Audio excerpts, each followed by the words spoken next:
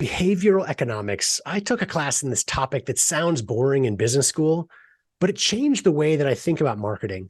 Today's guest does a great job showing how he used similar principles to grow his business. One example is sustainability. So many products claim to save the planet, but people don't buy them because the usage experience is terrible. Think about paper straws. Instead, we discuss improving the usage experience in a new and unique way that happens to be sustainable. With that focus on behavior, this product really is meeting the founder's goal of saving the planet. Are you looking for new ways to make your sales grow? You've tried other podcasts, but they don't seem to know. Harvest the growth potential of your product or service as we share stories and strategies that'll make your competitors nervous. Now, here's the host of the Harvest Growth Podcast, John LeClaire. I'm excited to have on the show with us today, Dinesh Tadepalli. He's the co-founder of Incredible Eats. It's an edible spoon. It's really cool. I do say you have to go to the website and check this out. It's Incredible Eats, EATS.com. Again, as always, it's in the show notes. If you're driving, go check out the notes of the show. At the end of this, we're going to give you a promo code that's also in the show notes to save some money on this if you'd like to buy some of these spoons. A phenomenal product. I'm going to let Dinesh really explain what the product is, how it works, et cetera. He'll do a much better job than me. Dinesh, welcome to the show. Yeah, hi, John. Thanks for bringing me in. Absolutely. So if you could tell us, what are Incredible Eats spoons? Yeah, sure. So our Incredible Eats, we are planning to reinvent the way we eat our food by replacing single-use plastic utensils with edible utensils or edible cutlery. So it's literally you eat the product or eat any of your product with your edible spoon and then eat the spoon right after, creating this true zero footprint experience. Love it. So you talk about utensils. Right now, I believe it's just spoons. Is that correct? We do have spoons, and we also launched sporks starting this year. And in Fantastic. a month we'll be launching our edible straws, and in a quarter we'll be launching our edible chopsticks. Fantastic. That's the way to grow a business. Mm-hmm. Start with success and keep adding on line extensions as you go. So again, check out the website to see these products, to hopefully purchase one too. They're fantastic. How did you originally come up with the idea? So yeah, it happened at the most unexpected places. At an ice cream shop. I was a young dad. I had my 5-year-old son and a 2-year-old daughter. We went to an ice cream shop, had ice cream, had fun with it, and then I was throwing the plastic spoon that I used along with the paper cup, and I just by accident I looked inside the dustbin and I saw like thousands of plastic spoons there. As a lightning struck on my head, and a question popped out. As an educated person, as a person who is aware of plastic pollution through documentaries or through news articles or through whatever it is, why didn't I think twice before using a plastic spoon for 10 minutes, knowing that it's going to stay in the environment for thousands of years and it's going to hurt my kids' future? So that question suddenly hit my mind. I went home and I thought, let me research a little more on plastic pollution and see what my recent action is actually causing hurt to the environment. And one data point really scared me. Right now humans are consuming about 1 credit card sized microplastics every week. Wow. So all the plastic that we dumped in the last century, nature is giving back to us in the form that we can't see. So that scared me a lot, because my worry was, if my kids, once they grow up to be like young adults or adults, they are gonna consume more plastic than what we are already consuming. Yeah. And the challenging part is the doctors have no clue. The scientists and the doctors have no clue how plastic is adversely affecting us. So just because we don't know how it's not affecting us doesn't mean that it's not a scary thing. And the second another learning that I had during my research was, a lot of times emphasis is laid on climate change. It's actually a pretty big threat to us in the future, but plastic is actually an equivalent, if not a much more very valid threat we have. But people don't really care about it, because we all heard about plastic pollution, but how many of our actions are actually changed, right? I mean, we got so biased, we got so convenient using them without asking a question or without even thinking about why am I using this? So my point was, okay, it's not just about selling a product, but how can I change the behavior of a person where he spends some time to think about what actions he's doing so that it doesn't adversely affect the planet. And that's one of the reasons why we went into edible cutlery, because it gives you that fun and uniqueness quotient. Like imagine a time when cones were not there, ice cream cones were not there. People were okay with the plastic cups or paper cups. But then the cones came, it took some time, but once they're in the market, it became a commodity and it kind of reduced the use of cups in some way or the other. So similarly, I wanted to bring something at a store where as a person, I'm given an option to have something fun, unique, and also saving the planet product versus a typical convenience-based plastic product. I love the story. You and I chatted briefly before this interview. I'm a bit of a cynic when it comes to sustainability, environmentalism, et cetera, where I see all these people making a big deal about it in words, but not in actions, right? We all profess to want to do more, but the solutions are often worse, right? So straws, for example, if you want to give up straws, the paper straw experience is miserable. Like it changes the drink, et cetera. What I love about what you've done is you've got this goal of sustainability. You're solving a problem, but you're doing it in a way, as you said so well, you're changing people's habits. That's not easy to do, right? So yes. we've been eating with spoons the same way. You're not going to if it changes the taste in a negative way, for example, no one wants that, right? So you've got this experience where not only does it live, it's actually a good taste. These taste great. But also you get to, it's fun, totally different, right? You get to eat it afterwards. Yeah. So this fun twist, it's a great way to really quote unquote save the environment, right? So one spoon at a time. So I love the approach you've taken with this. To add on to what you said, right? Like current data shows in the US, we dispose of 100 million plastic cutlery per day. Wow. That's how much we use. Now, let's say only 20% of the people are even aware of plastic pollution or even worried about it, let's say, by words or by thought process at least. What happens to the rest of the 80%? So my focus is not just people who are hell-bent on doing something good for the planet and being truly sustainable. I really thank them for doing that. But also the other majority who is not even worried about it. Yeah. And the only way I can make them act is try to give them something fun and different, where even if they're not worried about plastic, they're using an edible spoon or a spork or a straw, and just for the fun sake of it, or even for having a snack after meal snack or after ice cream snack for sake of it, they're going to use that and not contribute to more plastic. And that's my point, right? So it's not just about people who care about it, but also not people who don't care about it, because they're also contributing to something which is going to hurt all of us in the future. So creative. It's fantastic way to really solve this problem. I love it. So I did also learn that in order to make these spoons, you had to create the machine. This is something completely different that didn't exist before. It's not, some products are easier to invent than others.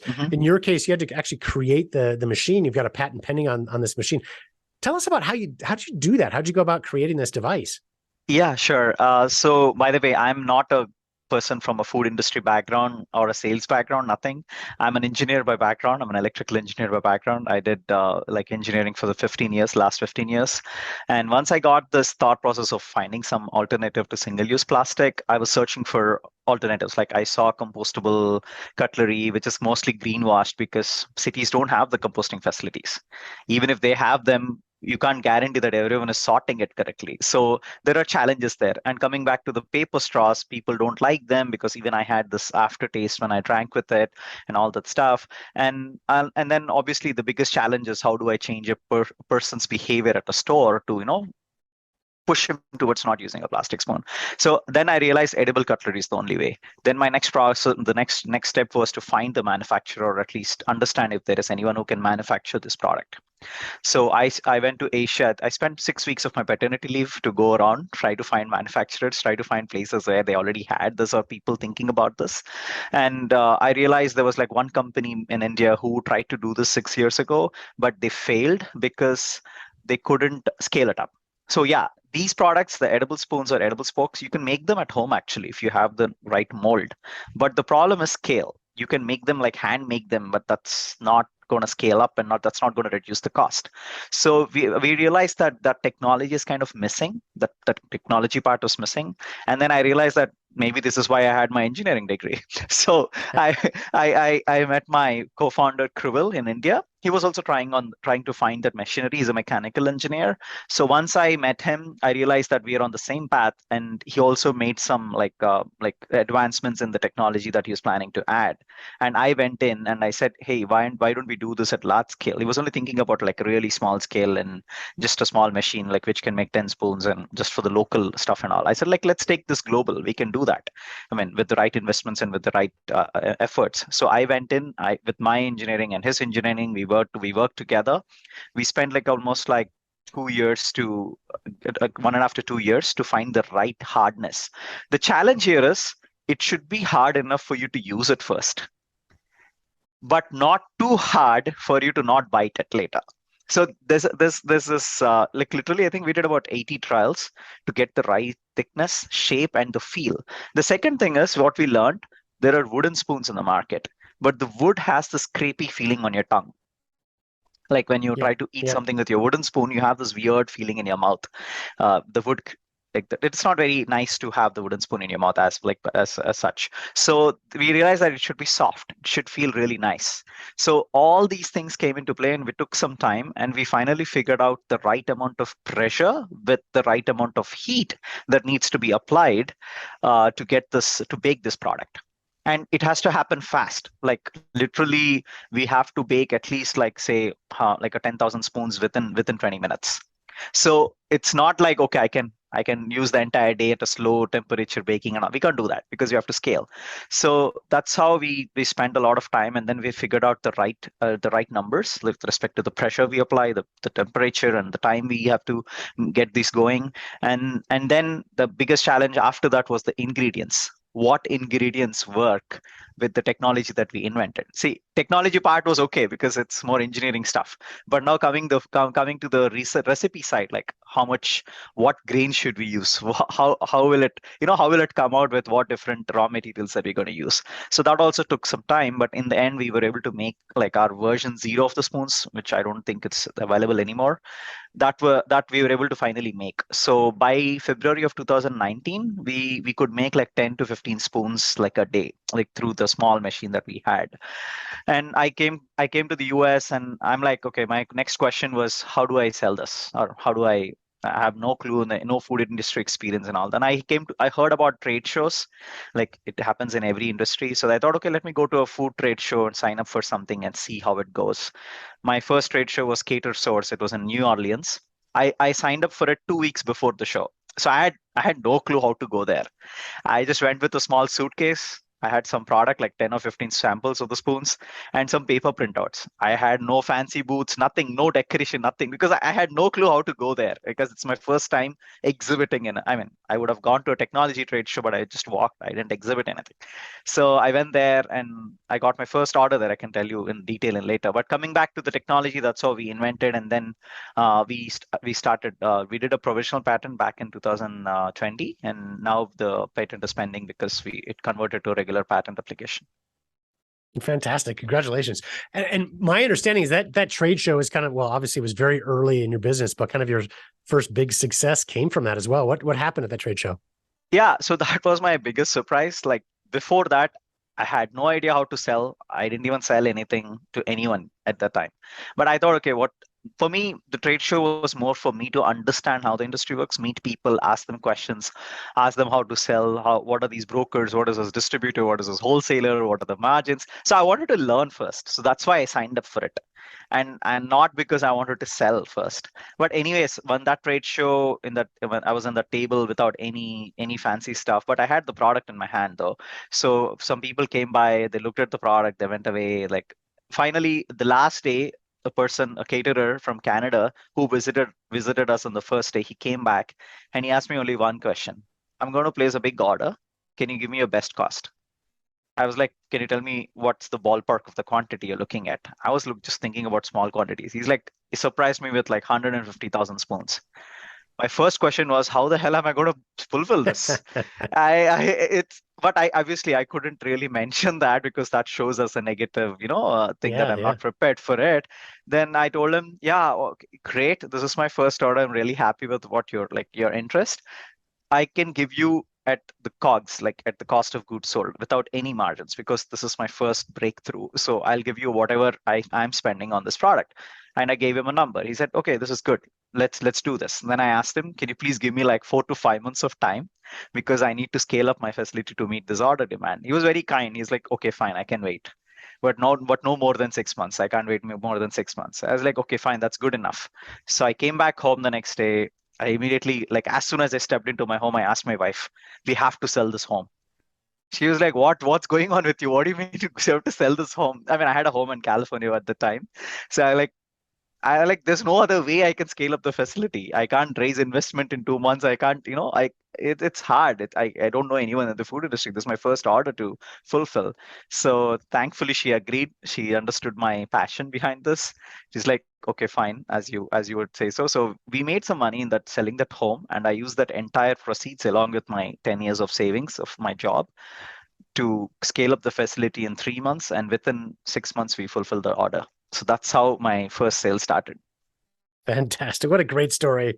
I love that. A couple of things stand out to me is it comes down to passion and dedication, right? So for a couple of things. So one is you talked about the rounds of perfection you went through to constantly improve your product, like the feel, the density of it, et cetera. 80 rounds, right?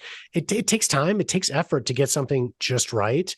And then, being willing to sell your home is a great example, right? To so many of us, where it's like everyone thinks it's so easy to start a business, but you got to take risks. A lot of times you got to jump in, and you're going to make mistakes along the way, until you have that first success that kind of gets you moving forward, and then grow it from that point forward. But that passion and dedication, I think, is a great example. Thank really you to all of us. Thank you. And we didn't stop experimenting. So another thing I did really different from any other company is, maybe because of my lack of experience in the food industry, I thought as an engineer, like when I design something on my job, we test it before we push it into the market, right? So I felt that I should do that for this product as well, for 2 reasons. One, I'm giving something in the market which no one experienced before. Like, they don't know what to expect from eating a spoon. Should it taste good? Should it feel good? How does it feel? There are a lot of these questions that run into the play. The second thing is, I knew that I had a viral product, like in the sense, if I spend some advertisements money, or if I spend some initial traction money, it can easily scale up very fast, make a lot of money. But then I realized, from what I learned through, I read a lot of books, by the way. So that's one thing that helped me a lot. I'll explain a little more later. So one thing I learned was, a lot of these companies or products which become really famous in the span of like 2 to 3 years, and then everyone forgets about them. They don't stick for like a long time. For me, I came back and I thought, I want this product to be a commodity, like a cone, how you experience in every shop that you go. If I have to do that, I need to make sure I need to go through multiple revisions of this product before I even spend anything on ads or spend anything to make it big. So it's both pros and cons in that action, but I intentionally sold less in the first 2 years to get feedback. And I revised this product even after making that first product. This is like the 4th version of the product that we have. So because I had to churn everything. Now I know that at least like 85% of the people like this product, because through all the reviews that I get, I go through sampling programs. So I make sure that it's really good. Only then I like to spend money. I'm also frugal in a traditional cultural kind of sense. So I'm very afraid. And another thing is, I'm an Indian. So I always, initially at least, I used to convert every dollar to like 80 times, because Indian rupee is like 80 rupees for $1. So for me, spending $100 is like 8,000 $8,000 equivalent spending that much. So that kind of helps me, like, thinking, okay, I can't really spend $10,000 an ad. That's like a lot of money. So I'm like, okay, let me spend $10 first, then $100, then, like, you understand my point, right? Yeah. So sometimes it's both good and bad, because a lot of times when I'm trying to raise investment, they're like, oh, why is your revenue so low? I'm like, I only spent like $40 in social media ads in 3 years. That's right. So yeah, okay, that's what I'm trying to say there. Yeah, great. Well said. So along the way, if we fast forward a little bit, you started with that big order, but later on in your process, you actually appeared on Shark Tank. And you kind of got onto the show in a fairly unique way. I've interviewed a few people that have been on Shark Tank, and so often you're waiting in line for hours to get your first interaction with them, hoping to get through, and it's kind of a process to make it there, and it can take years. Yours was a little different. How did you get on the show? Yeah. So coming back to the frugal aspect of this, that's how it started. I would say I knew that I signed up for a few trade shows, which are like cheaper on the cheaper side. Literally, I was begging the trade show folks giving me a free booth or a 0.5% off because it saves the planet and all, and all that stuff. So one thing I learned was spending least amount of money and getting the most exposure. So I realized that I have to participate in a lot of pitch competitions in these trade shows. This was back in 2019 before COVID hit. So there were a lot of trade shows at the time. So I didn't have issues to go there. So, but whenever I went, I made sure whatever opportunity that was available there to make sure the product can go and people can know about it, I took that. That's how my only expenditure initially on marketing is just trade shows. But I made sure I got the best out of it. So I think the Winter Fancy Food Show or some of the show, I can't really judge which trade show that caught the eye of the Shark Tank producer. But one of these trade shows, most of these trade shows, we won like the best product in the trade show or the best company for sustainability. Like all these different awards we won. In fact, if you go into our award section, it's like there are like about 15 to 20 awards already there. So in one of the trade shows when we got, they have this like a trade show paper they give every day, like a newspaper kind of thing, like a flyer. And we were like on the front page, half of the page talking about me and edible spoons and all that stuff. And the next week I got an email from a Shark Tank producer saying, "Hey, do you want to come into the tank?" Like, that's it. Wow, why not? So yeah, but again, it's not without a challenge. I'm an immigrant, so I had my visa at the time. I didn't have my green card, so that kind of didn't. Shark Tank had this rule that like only the U.S. residents or green card holders have the opportunity to come to the tank. So I missed that opportunity in 2020. Actually, I was supposed to go in 2020, but then I told them I have to wait for my green card process to continue. I've been waiting for like almost 15 years for that. So like they understood. They said they can't do anything about it, and then they're like, okay, fine. I kind of left it there. But in 2021, they approached me again asking what's my status. And at that time, I had my EAD card, which is like almost the last step of the green card. So then they invited me for 2021. And again, I still had the auctions to go through, like in the sense auditions to go through. But those are like I avoided the first standing in line and going and pitching in front of multiple people. That I avoided. That's the only step I avoid. I didn't have to do. Got it. Love it. Great story. So over the years, what's been the biggest challenge or most difficult thing for your business? Cost. So plastic is super cheap, unfortunately. So compared to a plastic spoon, our spoon was, at least when I started, it was like 30 times more expensive. Like it was 35 cents each. Now with scale, we brought it down to 15 cents per spoon. At the food service side, retail, it's a little higher because of the shipping and all that. We scale, like as I mentioned, we were at 10 spoons a day. Now we can make 30,000 spoons a day, and we already started sporks, and we slowly expanding to straws and chopsticks. But still, my biggest challenge is cost, because see, again, I want to make the largest impact, and for me, the largest impact can be made by B2B, like making sure all these McDonald's or Wendy's or all these fast food chains which use tons of plastic. Like just to give you an example, right?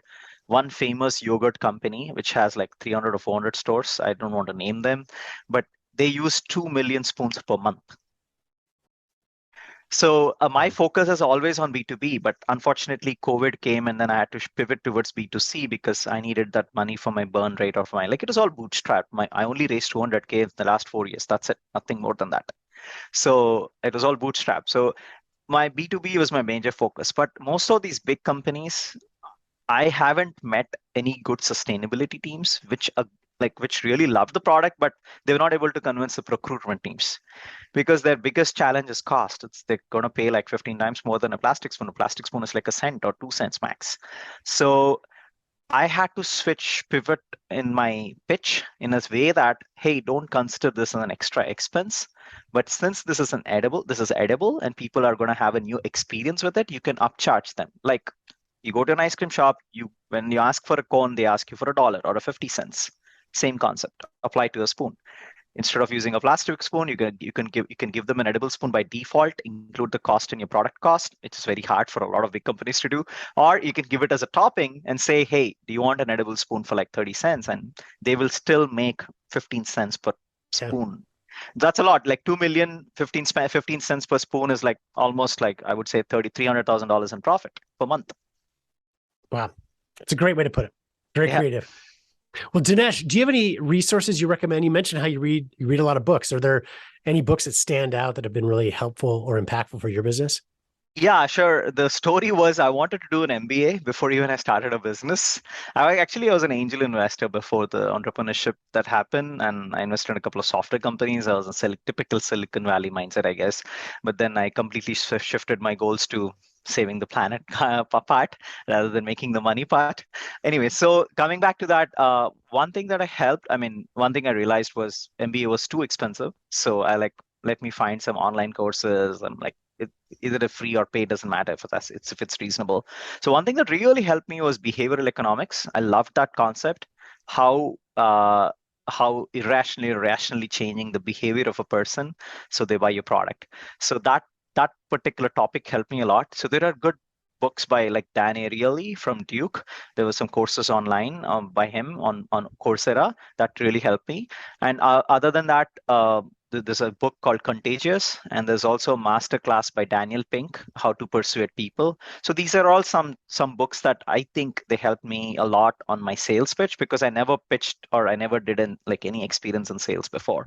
So that kind of helped me not. And one of the biggest book I would definitely recommend everyone, I think most of the people who are listening would have already read it, is the How to Influence People and Make Friends by Dale Carnegie.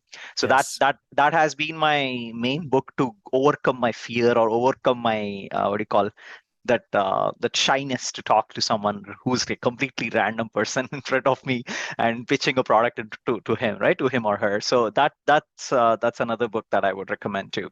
So basically, coming back to that, right, I have a passion. I think I have a plan to how to implement the passion. It's just about now the hardest thing is to change the behavior of a person. It's easy to sell a product, but it's very hard to change a behavior, from what I feel. And for me, changing the behavior is more important than selling my product, because I want this to be in the long term rather than just trying it out and forgetting it. Yeah, I love it. If they make this a part of their daily habit, for starting with ice cream maybe, and then taking it on to everything else that they eat, then you can really change. You can save the planet in a big way. I love that. Yeah. So Dinesh, go ahead. Sorry, John. One thing I think we went too much on to me and the product and business and all. Coming back to the product, right? Our product is vegan. They're made with non-GM whole grains, and best yet, they come in multiple flavors, including sweet flavors like chocolate and vanilla, and savory flavors like oregano, chili, black pepper. And they're good for both soups and ice cream. I keep talking about ice cream because that's been my biggest focus, to easily get into the market. But like if you have a soup or even a mac and cheese or even a salad, again, it can't really like tear a steak or something like very hard, but the sporks and all that. But typical normal salad you can eat with the spork, and again, savory and sweet flavors. And another thing that I strongly believe in is we are a carbon and plastic negative certified company. So we offset 2x what we make, because no matter what product we bring, there is always emissions, because it travels from one place to the other place. There's packaging, even though I avoided plastic in my packaging, but when the pallets go from one place to the other, they're compulsory. They have to be shrink wrapped. So I calculate how much plastic we use there, and we compensate that twice what we use. So every step we make, I need to make sure that the planet is not hurt. Love it. Love it. Well, Dinesh, this has been a lot of fun. Is there anything I didn't ask that you think would be helpful for our audience? No, I think we covered most of it. It's just that, again, as I mentioned, for me, the passion is the most important thing. Sometimes my investors hate that because I don't really talk about money or numbers so much, but those things come later. So by the way, I still do my job because I take care of my family through my job. And I don't take any salary from my business. I think two of us are there in the US, and both of us pledged that we don't take any salary till we replace 100 million plastic cutlery, which is actually a day of consumption in the US. Wow, that's remarkable. Great example to all of us. So I do encourage the audience, please go check out Dinesh's product at incredibleeats.com. Again, the URL is in the show notes in case you're driving.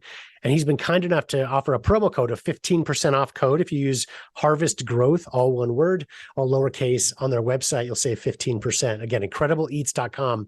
And be sure to check out harvestgrowth.com to see other episodes we've recorded. If you like this episode, you want to learn more about how you can profitably grow your own consumer product business, please subscribe to our show and be sure to leave us a review. Again, Dinesh, thank you so much. Thank you so much for the opportunity, John. Sincerely appreciate it.